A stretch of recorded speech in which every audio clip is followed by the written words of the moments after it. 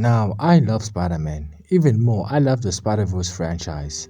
But I think Spider-Man fans will not know what will hit them when the third movie finally escapes from Sony's hands. Now, this is just a prediction, but I feel like and I predict that the third movie will be straight cheeks when it finally escapes from Sony's hands. Also, keep in mind that I hope that I am wrong. Because again, I love the franchise. Now, the reason why I say this is because of a pattern that I noticed. And so, let me explain. 20 years ago today, the first serious Fantastic Four movie was released. And although it did good at the box office, it was loved by fans.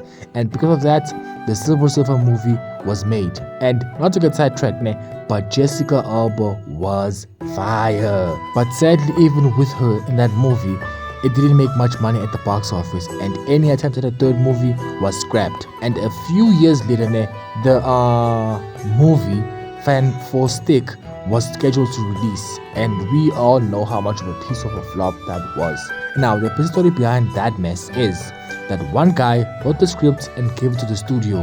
Then the studio gave it to a dude to direct the movie who didn't like the way it was written, so he rewrote a few things. But then ego and tension built up on set, causing delays, and they had to reshoot scenes and all of these delays. And now I want you to keep that word in mind. Caused the movie to be released months later. Stay with me now as I will use another example. Star Wars fans aren't famous for their hygienic habits, but they are famous for being dedicated fans of their show. So in 2018, when Star Wars fans heard that Solo, a Star Wars, was already halfway done and was scheduled to release soon, they were excited. But soon they were shocked to hear that the director was fired and someone else took his place. Now this new guy presumably looked at the already shot scenes and was like, nah, I'ma do my own thing. So he redid a few scenes, causing even further delays, and again, remember this word. And the result of this was one of the Star Wars' worst movie at the box office at that time.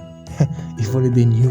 And even the die-hard fans couldn't defend this. Fast forward now, and the Star Wars fan base, which was loved and had the biggest fan base, has declined rapidly and barely has any fans left who can proudly claim that they are Star Wars fans. Stay with me now as I will use another example, a more famous one. When the DCEU universe saw how big Marvel had become, they threw all their cash towards Zack Snyder to do the same for them, and Man of Steel was made. And it was a hit at the box office and was loved by fans and women. And since Zack Snyder already had such a good track record, they gave him more money and trusted him to continue. And so he began shooting the Justice League. But halfway through, he had to leave because his daughter passed away, I think. RIP. And so another dude was brought to continue where he left off. But you don't need me to tell you that people are different and they have different worldviews. So the other dude made what he made and released it. Fans hated it and the movie didn't do as well at the box office.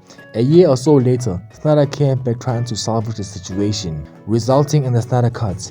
But no matter how you redress a piece of poop, it's still poop. Similar patterns can be seen throughout a lot of TV shows and movies, and no matter how great something is or how big the fan base or dedicated the fan base is, as soon as it gets rewritten once and gets rescheduled even a day later, the result is something so disappointing. Heck, look at Game of Thrones. It was one of the most popular TV shows at the time. I haven't watched it yet, but when season 8 had faced similar issues, the infamous finale became something that it was most known for. But why am I telling you all of this, you might ask? It's because after Across the Spider-Verse was released, a year later, we were supposed to get Beyond the Spider-Verse, I think around March, if I'm not mistaken. But they delayed it and gave us some anxiety small short film, something. And the movie was pushed back to August. The reason for this was because of the complex story and animation. Now, I can somewhat understand this because 3.5D animation is harder to make than 2D and 3D animation combined. But then August came and no movie was released.